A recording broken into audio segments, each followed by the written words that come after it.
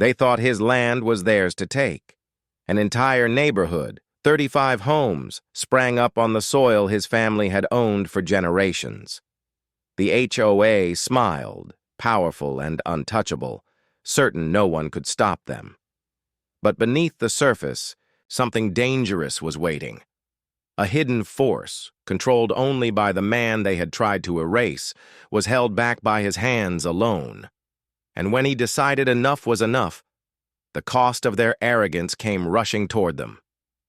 What would you do if your stolen past could be unleashed in a single flood? For Marcus, life on that stretch of land was more than property lines and deeds. It was history, legacy, survival. His grandfather had carved out roots there when few places in America welcomed a black family with dignity. Acres of soil, a quiet home, and even a private dam that provided water through the dry seasons. It was both sanctuary and inheritance. To Marcus, every sunrise over the fields felt like proof that his family's struggle, their sweat and sacrifices, had built something lasting. He lived simply. Days were spent tending the land, checking the dam's steady flow, and preserving what had been guarded for decades. It wasn't wealth, but it was freedom. Freedom many before him had never been allowed to taste. In the evenings, he'd walk the familiar paths his grandfather once walked, the hum of cicadas carrying in the dusk. It was steady, secure, his own. But in the shadows of that security, something stirred. Developers and the local HOA whispered of plans, meetings held in polished rooms far from his reach. They saw land, not legacy, opportunity, not ownership. And Marcus had no idea that the ground beneath his feet, the very inheritance binding, his present to his past, was about to be claimed out from under him. At first, Marcus thought it was a mistake. Survey flags appeared at the edge of his land, little strips of plastic whipping in the wind where his grandfather once planted corn. He pulled them up and tossed them aside, convinced someone had wandered too far. But the next week, more appeared. Bright neon stakes stretching farther, deeper into his fields, like uninvited guests inching closer to the front door. Then came the letters. Glossy paper, polished letterheads from the Homeowners Association.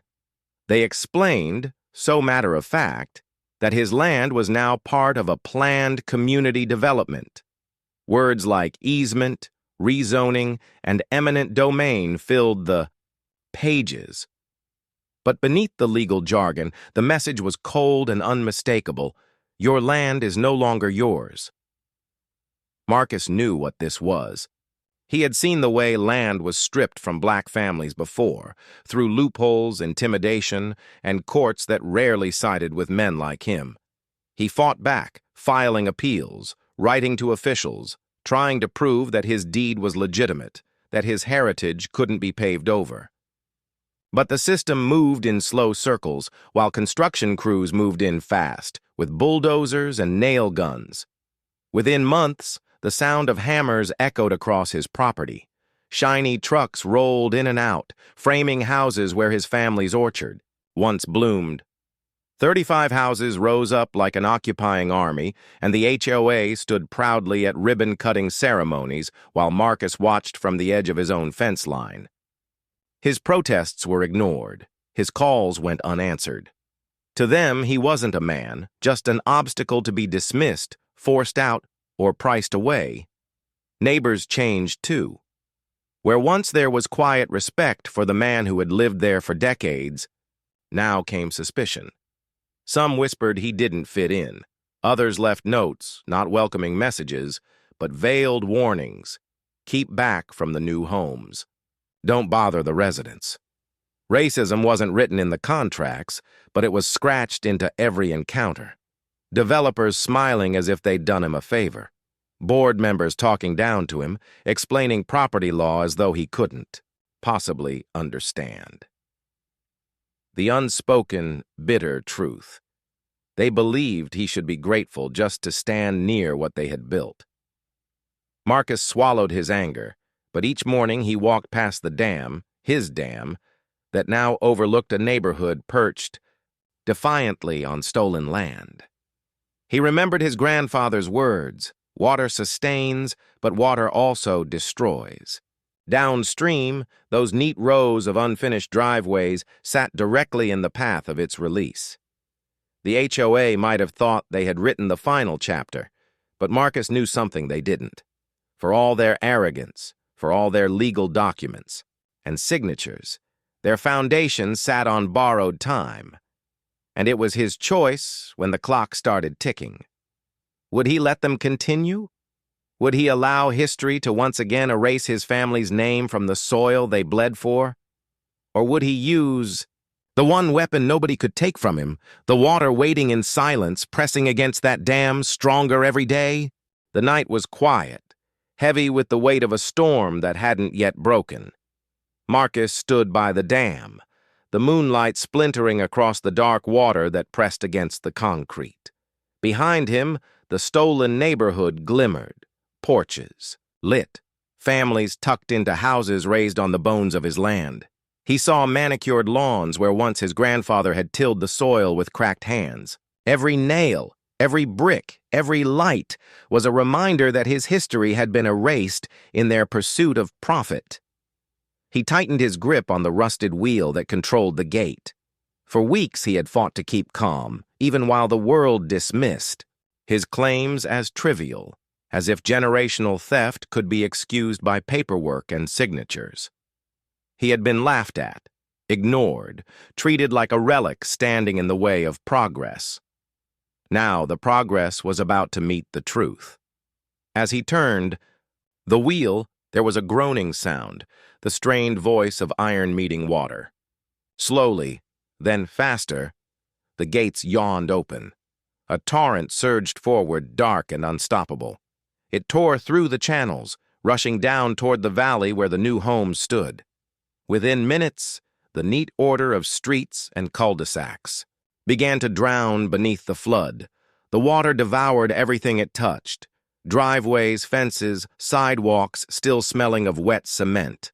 The foundations cracked, cars lifted like toys, and panicked lights flickered in windows.